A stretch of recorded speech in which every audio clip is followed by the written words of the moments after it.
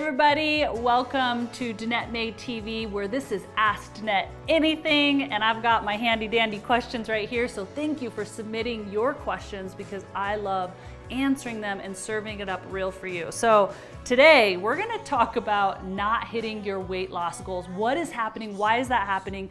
Meal prep and motivation.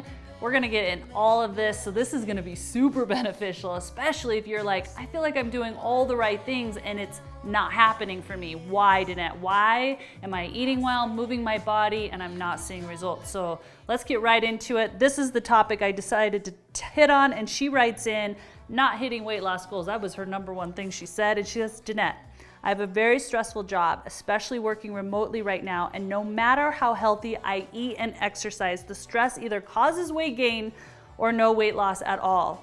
How can I control this so I can achieve my weight loss goals? Thank you. Here's the deal. Most of us feel moments of stress, and especially this time of year, if you're working from home or you have children at home or finances have shifted or just the world has shifted, stress can come on. And actually stress can be the biggest thing that keeps you from your weight loss goals. So I'm really excited to talk about this. What you'll notice inside of my programs is that you don't just have the right foods to eat or the movements to do. Those are important, right? But there's only two legs to a whole table. We need the other third leg, right? Which is your mindset. And this is what's going to help reduce stress inside of the body as well. And that is making sure that you have a regular silent meditation, prayer, gratitude practice. I cannot stress this enough because it's going to help lower the cortisols within your body, making it easier for you to burn stubborn body fat, increasing your metabolism, increasing those feel-good hormones that just make you a revving machine, okay? So let me talk what those rituals look like. Every single morning, you better believe it, I wake up a little bit earlier than anyone else in my home so that I have me time. So can you turn your clock back just a little bit? And there's been so much scientific evidence around getting up early, the early morning club, and really significant success goals being reached. So ensuring that you sit down, you sit into either meditation, which for me, I only do about 10 minutes. And that's where I take big, deep breaths in, breathing in for about 10 and then exhaling out for 10, really filling up my belly, getting into that stillness. And then I write out all the things I'm grateful for, really noticing all the things that are coming into my life that I'm super grateful for. And what happens when you do that, it does lower the stress hormones inside of your body, but it also activates more good coming into your life. I would be spending time thanking your body for its health benefits, thanking your body that it's actually speeding up in metabolism, that it's getting leaner, and that it's releasing any excess body fat that is not serving your higher good. Hopefully that's been super helpful. I want to answer the next question, which kind of fits within the same concept, which is around meal prepping. She talks about meal portions and staying disciplined. So she writes in and she's wanting to know, how do you stay on plan and with these meal portions, and how important are they? Can you go off plan? Can you have a cheesecake or a croissant every now and again? And how do you stay disciplined if you do decide to have that croissant? Because we all know once you have one croissant, you kind of want another one. So I want to serve this up so real. You've maybe heard about the 80-20 rule. That is designed around eating 80% clean, with 20% of the time eating foods that may not necessarily be healthy for you, but you love and enjoy. And this creates balance. This creates this feeling of you're not neglecting yourself, you're not being so rigid that you want to just explode and go eat all the things that are actually not good for you. So this is what I do, and you'll find that I often eat foods off plan.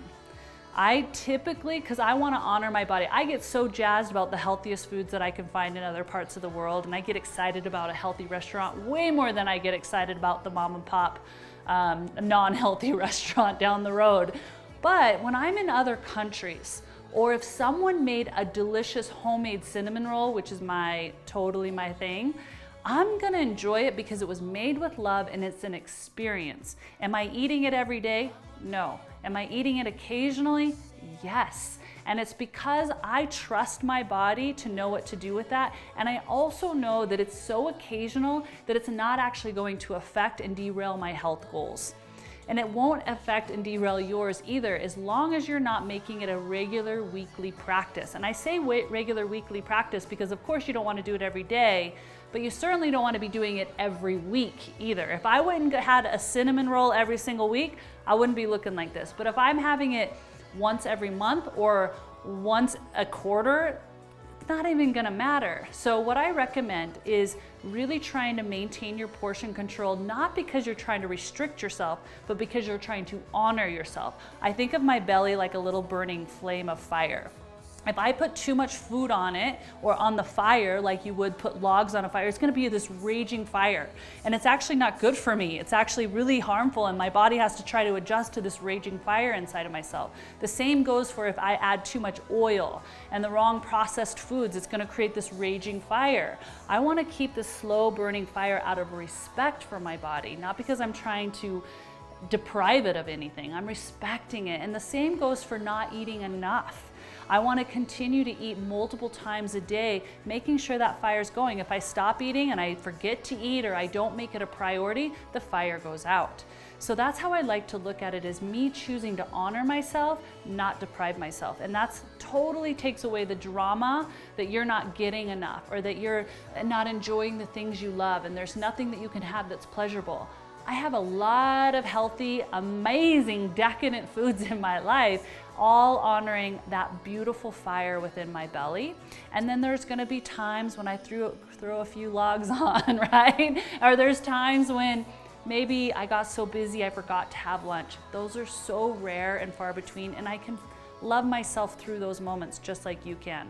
I hope this has been super helpful for you. I'm sending you all my love, and I'll see you next time on Danette May TV.